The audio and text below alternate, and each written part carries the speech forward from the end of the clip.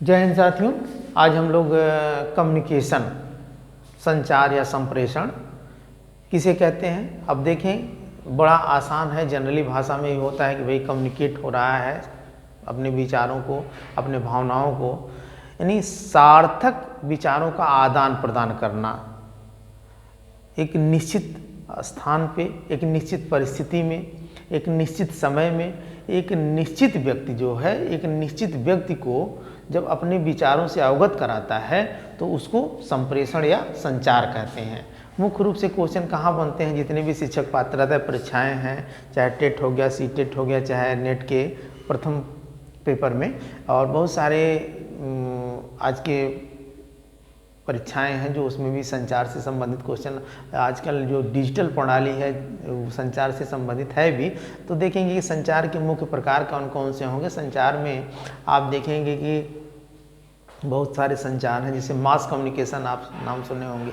Mass communication में लोग degree या डिप्लोमा भी लेते हैं, तो इस तरीके से बहुत ब्रॉड इसका स्कोप है और यहाँ से कहाँ कहाँ से क्वेश्चन बनते हैं। हम लोग इसके जो संचार के प्रकार हैं मुख्य रूप से उसे देखेंगे। जैसे वृत्तीय संचार जो होता है, वृत्तीय संचार क्या होता है, एक तरीके से जैसे सर्कुलर संचार होता है। इसको सर्कुलर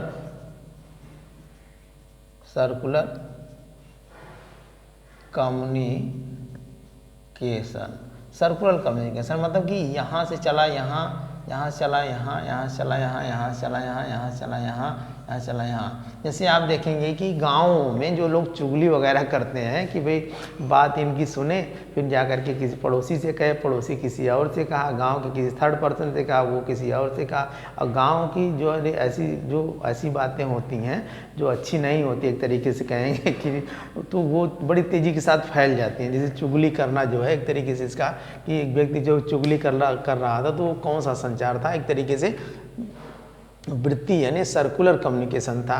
या आप देखेंगे कि जो काम वाली बाई शहरों में काम करने के लिए आती है तो इनके घर जाएगी, जब कुछ दिन के बाद हट जाएगी तो उनकी जाकर शिकायत करेगी कि मिश्रा जी के यहाँ ये दिक्कत थी, शर्मा जी के यहाँ ये दिक्कत थी, मतलब इनकी एक दूसरे की बात करना।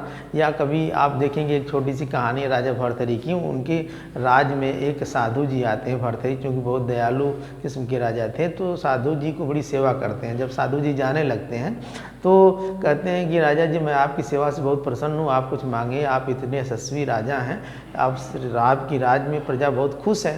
तो राजा कहते हैं मुझे किसी चीज़ की कमी नहीं है, फिर भी आपकी जो इच्छा हो आप पूरी कर दीजिए। तो राजा को साधु जी एक फल देते हैं, कहते हैं कि आप इतने अच्छे हैं, जो आपकी प्रजा खुश है, संतुष्ट है, तो मैं चाहता हूं कि आप हर समय ऐसी तरीके से रहें और प्रजा आपकी खुश रहे। तो एक फल देते हैं, कहते हैं कि आप इसको खा लेंगे तो अमर हो जाएंगे। तो राजा जी को प्रेम रहता है अपनी पत्नी से, जिनका नाम रहता है पिंगला, भर्तृहरि की पत्नी जो है पिंगला से। वो कहते हैं कि मैं तो अपनी रानी से इतना प्रेम करता हूँ, अगर रानी इसी तरीके से सुंदर बनी रहेंगी तो प्रेम करता रहूँगा। पिंगला को दे देते हैं। पिंगला जी क्या करती हैं, उनका प्रेम रहता है एक सेनापति से, तो वो सेनापति को दे देती हैं कि भाई सेनापति जिसका नहीं कहते प्रेम या प्यार अंधा होता है, पिंगला जी सेनापति को दे देती हैं। सेनापति जो क्या करते हैं, उनका प्रेम रहता है एक नाचने वाली कोठे पर, जिसको गणिका या वेश्या कहते हैं, उसको ले जाके दे देते हैं। तो वो जिसका प्रेम रहेगा उसी को देगा, तो उसको ले जाके दे देते हैं, खा लेगी, सुंदर रहेगी तो मैं इसे प्यार करता रहूँगा। तो गणिका जी के मन में वही, वो तो एक तरीके से वेश्या रहती है, प्यार ना समझ करके एक तरीके से एक राजा की दयालुता या उसके प्रजा के प्रति जो भाव रहता है, कितने अच्छे राजा हैं, अगर दे दूँगी तो राजा उसको खा लेंगे और इसी तरीके से प्रजा सुख रहेगी। मैं तो नाचने गाने वाली या वेश्या हूँ, मेरा क्या है, आज हूँ कल नहीं रहूँगी। तो राजा रहेंगे तो पूरी सभा प्रजा जो खुश रहेगी। जब राजा के यहाँ ले जाते हैं तो राजा पूछते हैं, तो राजा वो पूरी कहानी सभी लोग बुलाते हैं, वहीं से फिर कहानी, चूँकि मतलब ये केंद्रीकृत एक तरीके से जहाँ से चला था, अरे वृत्तीय सर्कुलर सारी वृत्तीय जो है संचार हो गया एक तरीके से, वहाँ से वहाँ से फिर लास्ट में राजा भर्तृहरि को वैराग्य हो जाता है, वो साधु बन के जंगल में चले जाते हैं। खैर ये कहानी थी एक छोटा सा उदाहरण, कि इस तरीके से आप समझ जाएंगे। अगला है केंद्रीकृत संचार। केंद्रीकृत संचार क्या होता है, इसमें जो है ना यानी कि सेंट्रलाइज, जैसे कि कोई एक ही है और कोई एक है और इससे सभी लोग क्वेश्चन पूछ रहे हैं, जो केंद्रीकृत संचार है। यानी केंद्रीकृत संचार है। एक ही यह सबके प्रश्नों का वो उत्तर दे रहा है। तो उस तरीके से जैसे मान लीजिए कक्षा में कोई मतलब एक अध्यापक हैं और अध्यापक से बारी बारी से सभी छात्र जो है क्वेश्चन पूछ रहे हैं जो है, तो उस तरीके का संचार जो है क्वेश्चन आएगा कि मान लीजिए एक टीचर से सभी बच्चे क्वेश्चन पूछ रहे हैं, तो कौन सा संचार हो जाएगा? केंद्रीकृत संचार हो जाएगा। एक लोगों से सभी लोग पूछ रहे हैं। जैसे घर का कोई गार्जियन हो, जो बाबा जैसे हो गए, बाबा से उनके लड़के भी, उनकी पोते भी, उनकी बहुएं भी, सभी लोगों से मतलब ये होते हैं, वही सबसे वो पूछ सकते हैं बातें कि पापा कैसे किया, बाबा कैसे ये होगा, सभी लोग जब पूछते हैं तो केंद्रीकृत संचार होता है इस तरीके का। दूसरा विकेंद्रीकृत संचार। विकेंद्रीकृत संचार में क्या होता है कि एक जो होता है वो सबसे पूछ सकता है, इस तरीके का संचार जो हो जाएगा। जैसे आप देखेंगे कि ये जो है सबसे पूछ सकता है। यहाँ इसका उदाहरण आप देखेंगे कि मतलब जो एक व्यक्ति है वो सबसे जो है अपनी बातों से पूछ सकता है। जैसे एक टीवी रिपोर्टर आ गया, गांव में कभी कभी होता है कि कोई घटना हो जाती है तो प्रेस रिपोर्टर या टीवी रिपोर्टर पहुंच जाते हैं, तो वहां जाकर के जब मुआयना करते हैं उस घटना का, उस परिस्थिति का अवलोकन करते हैं, तो लगा देते हैं सबके सामने, भाई साहब आप बताइए क्या स्थिति है, भाई साहब आप बताइए आपका क्या विचार है, भाई साहब आपके मुताबिक यहाँ क्या होना चाहिए। तो ये टीवी रिपोर्टर जो होंगे, यानी टीवी रिपोर्टर जो होंगे, ये विकेंद्रीकृत संचार के हो जाएंगे। टीवी रिपोर्टर जो हो जाएंगे ये हो जाएंगे।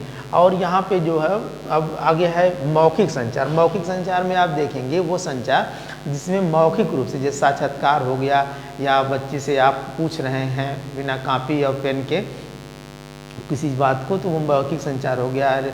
घर में बातचीत होती है तो हम एक दूसरे से मौखिक रूप से बात करते हैं, तो मौखिक संचार हो गया। लिखित संचार में जो होता है जैसे परीक्षाएं हो गई या इस तरीके से पत्र लिखना जो है, ये लिखित संचार हो गया। ये क्वेश्चन आ सकता है इस तरीके से, बस जान जाएंगे इसको आप। औपचारिक संचार, अनौपचारिक संचार। औपचारिक संचार क्या होता है? औपचारिक संचार एक निश्चित स्थान पर दिया जाने वाला, अपने विचारों को, अपने भावों को, अपने बातों को किसी को बताना, कहना, समझाना। जैसे विद्यालय में एक निश्चित स्थान विद्यालय है, एक निश्चित समय भी है कि इस क्लास इतने बजे इनका क्लास चलेगा, ये सर आएंगे, तो जो निश्चित समय में कोई दिया जाता है संचार, तो उसको जो है औपचारिक संचार कहते हैं। या ऑफिस में मान लीजिए बीएससी ऑफिस है, डीओआई ऑफिस है या डीएम की ऑफिस है, वहाँ पे एक निश्चित समय बना हुआ है, तो उस तरीके का जो संचार होगा वहाँ पे आपका वो औपचारिक होगा। अब उसमें देखेंगे कि दो संचार होते हैं, एक ऊर्ध्वाधर संचार होता है, अधोधर संचार होता है। जैसे मान लीजिए आप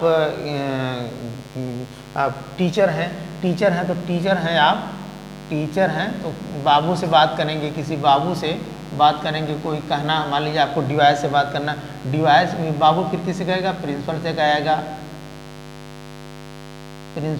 प्रिंसिपल फिर किससे कहेगा? बाबू से कहेगा, डिवाइस के बाबू से कहेगा। फिर बाबू जो है district inspector, DIO, district inspector of school, मैंने जिला विद्यालय निरीक्षक से कहेगा। तो जब जो है ऊर्ध्वाधर संचार क्या होता है? ऊर्ध्वाधर संचार ये होता है कि जब टीचर मतलब कि एक नीचे स्तर से लेकर के बड़े स्तर तक की बातें जा रही हैं। इसमें देखिए औपचारिक संचार में माने टीचर कहेगा बाबू से, बाबू कहेगा प्रिंसिपल से, प्रिंसिपल कहेगा बाबू से, बाबू इन किसके बाबू से? डिवाइस से, फिर ये बाबू कहेगा डिवाइस से। यानी कि एक तरीके से आपका ये असेंडिंग आर्डर है, जिसको अवरोही क्रम कहेंगे। क्या कहेंगे? आरोही क्रम भी कहेंगे इसको। आरोही क्रम माने यानी टीचर किसी का डिवाइस से कह रहा है कि एक तरीके से ऊर्ध्वाधर इसको कहेंगे। तो यहाँ पे इस तरीके का संचार की ऊर्ध्वाधर संचार किसे कहेंगे? कि जब नीचे से ऊपर की तरफ जाता है, जैसे आरोही क्रम भी इसको कहेंगे। क्या कहेंगे? आरोही संचार भी इसको कह सकते हैं आप, पूछा जाएगा क्वेश्चन, आरोही संचार। फिर उसी का अधोधर, यानी इसको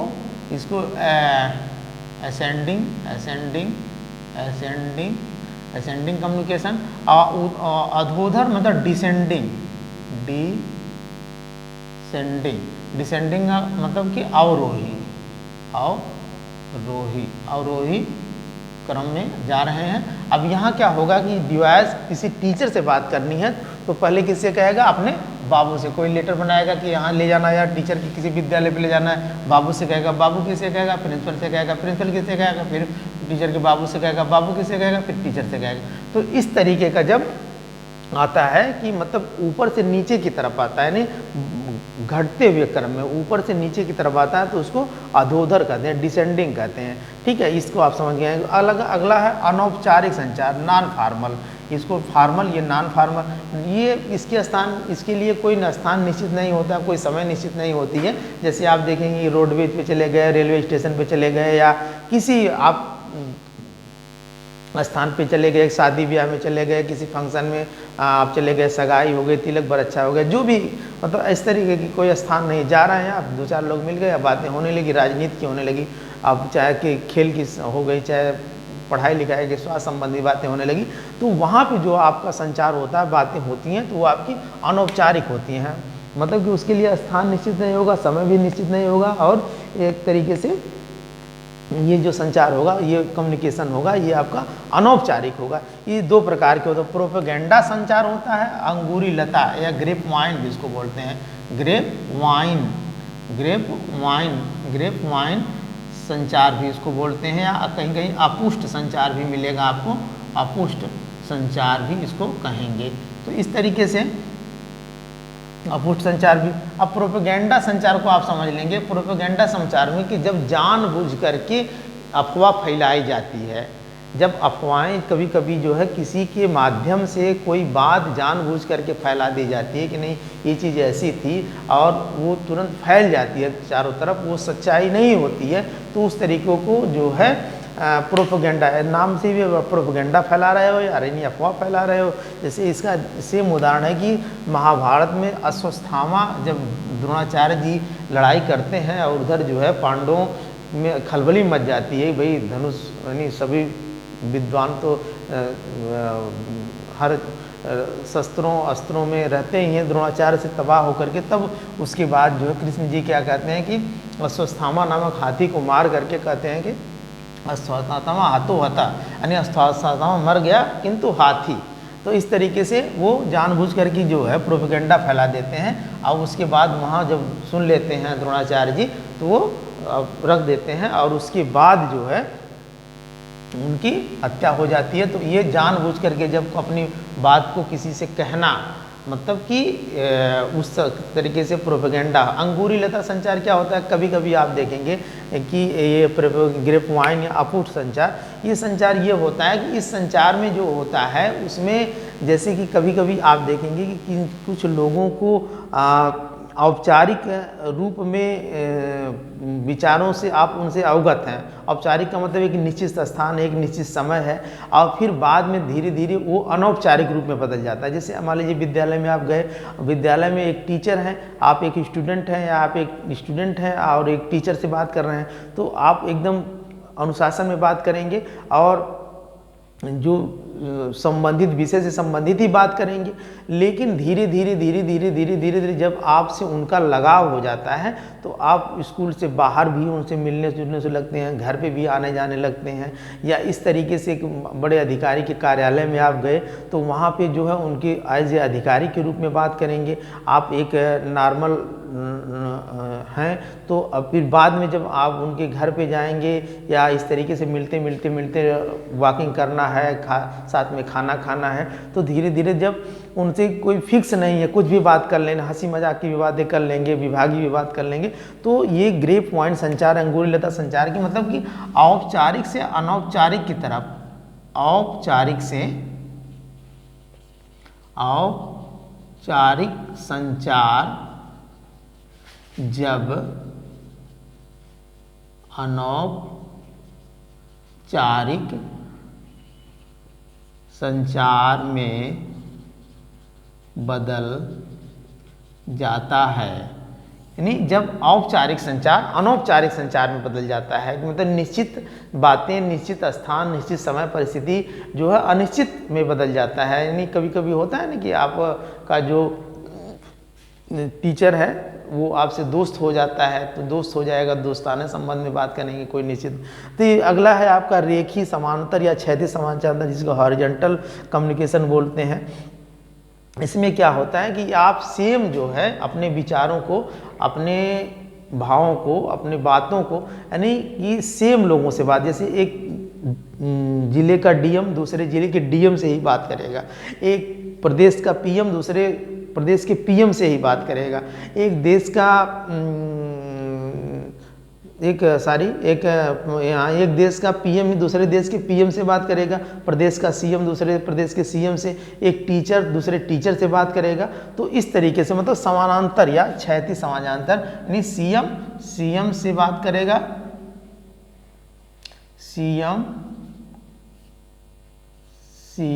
से बात, चीफ मिनिस्टर चीफ मुख्यमंत्री से बात करेगा, प्रधानमंत्री पीएम से बात करेगा, पीएम से बात, यानी छात्र से बात, स्टूडेंट टीचर से बात। तो इस तरीके का एक त्रियक संचार होता है। ये बस नाम से ही आप समझ लें इसको कि त्रियक संचार में क्या होता है कि भाई छोटा बड़े से बात कर सकता है। जैसे मान लीजिए उच्च कोई है और कोई निम्न है, जैसे मान लीजिए ये सारे लोग उच्च हैं और यहाँ पे इधर निम्न लोग हैं, तो उच्च लोग जो है निम्न लोगों से भी बात करना शुरू कर देंगे। जैसे मान लीजिए एक सीएम है, किसी चपरासी से बात कर लिया, या डीओआईएस हैं जो किसी बाबू से बात कर ले रहे हैं, तो इस तरीके से, या किसी चपरासी से बात कर ले रहे हैं, तो इस तरीके से जो का संचार जो है त्रियक संचार, मतलब उच्च से उसका वो जो है छोटा भी बड़े से बात कर ले रहा है, बड़ा भी छोटे से बात कर ले रहा है, तो ये त्रियक संचार। अंतःवैयक्तिक इंट्रापर्सनल और अंतःवैयक्तिक इंटरपर्सनल संचार कभी कभी आता है।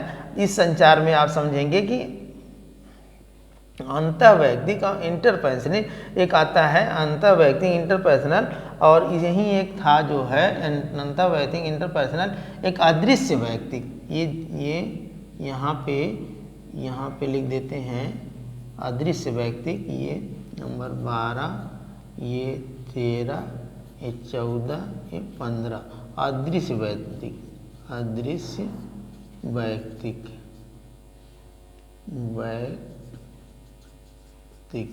अदृश्य वैयक्तिक। तो यहाँ पे अंतःवैयक्तिक देखेंगे, इंट्रापर्सनल थोड़ा सा केवल अंतर।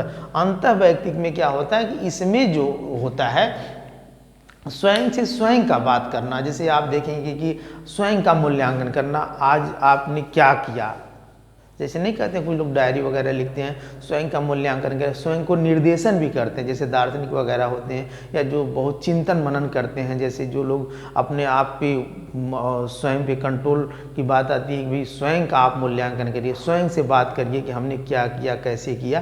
तो स्वयं से जब बात करना, यानी अंतःवैयक्तिक। इंट्रापर्सनल क्या हो जाएगा, इंट्रापर्सनल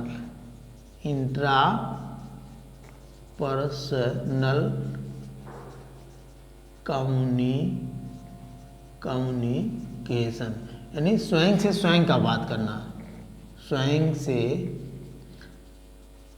स्वयं का बात करना। जैसे हो गया स्वनिर्देशन, स्वमूल्यांकन, स्व अध्ययन, दार्शनिक जैसे लोग होते हैं। दूसरा होता अंतर्वैयक्तिक। अंतर्वैयक्तिक में क्या होता है कि आप दूसरे से बात कर रहे हैं, अपने से किसी दूसरे से बात कर रहे हैं, जैसे शिक्षक का छात्र से बाप बेटे से बात कर रहा है, मम्मी अपने मतलब पति पत्नी से बात कर रहा है, तो एक दूसरे से बात करना, एक बस इतना ही समझ लेंगे आप कि एक दूसरे से बात करना। अदृश्य व्यक्ति, कभी कभी आप देखेंगे कुछ लोग अदृश्य चीज़ों से भी बात करते हैं। जैसे आप देखेंगे जो जैसे ईश्वर की बात आप देखेंगे, भाई ईश्वर कोई इस तरीके का विजिबल चीज़ तो है नहीं, भाई नहीं कहते मानो तो मैं पत्थर, ना मानो तो देव, ना मानो तो पत्थर, मानो तो गंगा माँ हो, ना मानो तो बहता है पानी। तो इस तरीके से कि अदृश्य चीज़ें, जैसे आप देखेंगे कि अब यहाँ बातें आती है ना कि भाई भूत प्रेत जिन, या सोच लें कि आप बहुत सारे इस तरीके की शक्तियाँ हैं जो मतलब आपको लगेगी कि भाई ये क्या है, कैसे है। तो यहाँ जो चीज़ें होती हैं कि मतलब अदृश्य चीज़ों से आप कभी कभी कुछ लोग उनसे भी बात करते हैं, उसमें कुछ इस तरीके की बीमारियाँ भी होती हैं जो अदृश्य लोगों से बात करना। तो यहाँ पे इस चीज़ों की बात होती है कि अदृश्य लोगों से बात करना, तो अदृश्य वैयक्तिक संचार हो जाए। समूह संचार, ग्रुप कम्युनिकेशन। ग्रुप कम्युनिकेशन में क्या होता है कि एक निश्चित स्थान होता है, जैसे क्लास में जो है एक निश्चित बच्चों की संख्या होगी और एक निश्चित टीचर जाकर निश्चित विषय को पढ़ाएंगे। ग्रुप संचार जिसमें निश्चित स्थान होगा और ये निश्चित समय होगी, वहाँ पे जो आपका संचार होगा ग्रुप में होगा, तो ग्रुप में होगा तो वो संचार जो है ग्रुप कम्युनिकेशन होगा, यानी समूह संचार। दूसरा है मास कम्युनिकेशन। मास कम्युनिकेशन आजकल बहुत डेवलप है, जिसमें डिप्लोमा वगैरह, डिग्री वगैरह ये बहुत ब्रॉड है। आजकल टीवी, रेडियो, जितने भी डिजिटल प्रणालियाँ चल रही हैं मास कम्युनिकेशन की में बहुत लोग जा रहे हैं, फोटोग्राफी वगैरह का जो बन रहा है चीज़ें, तो ये भी निश्चित होता है, लेकिन इसका व्यापक होता है विस्तार। और जैसे टीवी, रेडियो सारी चीज़ें हैं तो मास कम्युनिकेशन। दूसरा है पीयर्स ग्रुप यानी समवयस्क संचार। समवयस्क संचार में क्या होता है कि अपने उम्र के लोगों से जब बात करना, जैसे सहेलियों से बात कर रही हैं, दोस्त से बात कर रहे हैं, सहपाठी से बात कर रहे हैं, तो इस तरीके का संचार जो है आपका समवयस्क संचार हो गया। तो यहाँ ये सारे वयस्क संचार थे। आज के लिए इतना ही, धन्यवाद।